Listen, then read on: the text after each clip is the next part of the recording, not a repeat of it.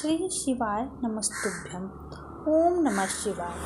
दोस्तों, आज हम सुनते हैं प्रदोष व्रत की कथा, जो कि बेहद प्रभावशाली है।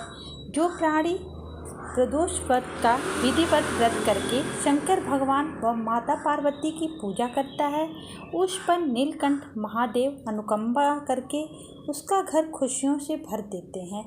निसंतानों को पुत्र प्राप्ति का वरदान देते हैं और धन संपत्ति के भंडार भरते हैं। दीन दुखियों के दुख दूर करके उनकी मनोकामनाएं पूरी करते हैं। तो आइए सुनते हैं प्रदोष व्रत की ये कथा। प्रदोष व्रत के दिन इस कथा को अवश्य पढ़ें अथवा सुनें। पूर्व काल में विक्रम नगर में एक ब्राह्मण परिवार रहता था। उस परिवार के मुखिया की अचानक मृत्यु हो जाने से ब्राह्मणी को भिक्षा मांगकर अपने बेटे का पालन पोषण करना पड़ रहा था। एक बार अपने पुत्र के साथ जब वह ब्राह्मणी भिक्षा मांगकर लौट रही थी, तो उसे एक नवयुवक घायल अवस्था में आता दिखाई दिया। ब्राह्मणी उस घायल युवक को अपने घर ले गई। वह युवक विदर्भ राज्य का राजकुमार था। शत्रु राजा द्वारा विदर्भ पर आक्रमण कर देने और उसके पिता की हार हो जाने के कारण राजकुमार को भागकर उस नगर में आना पड़ा था।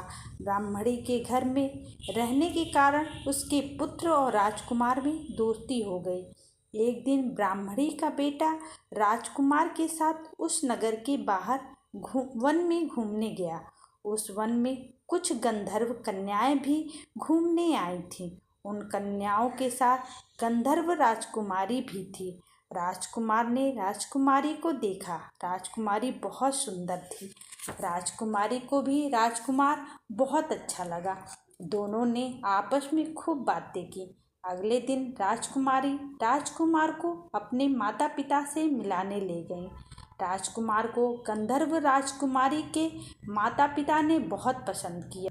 राजकुमारी से उसका विवाह कर दिया। गंधर्व राजकुमारी के साथ राजकुमार महल में रहने लगा।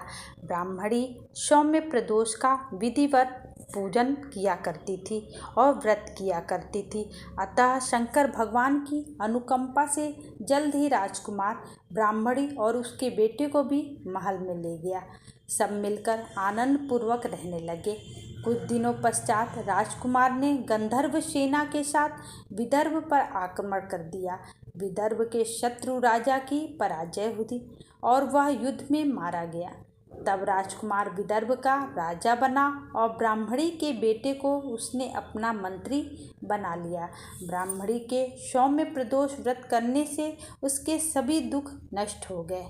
सौम्य प्रदोष व्रत करने वाले सभी स्त्री पुरुषों पर शंकर भगवान की छत्र छाया हमेशा बनी रहती है। घर में धन संपत्ति का आगमन होता है और सभी मंगल कामनाएं पूरी होती हैं। इति सौम्य प्रदोष व्रत कथा समाप्त। ओम नमः शिवाय।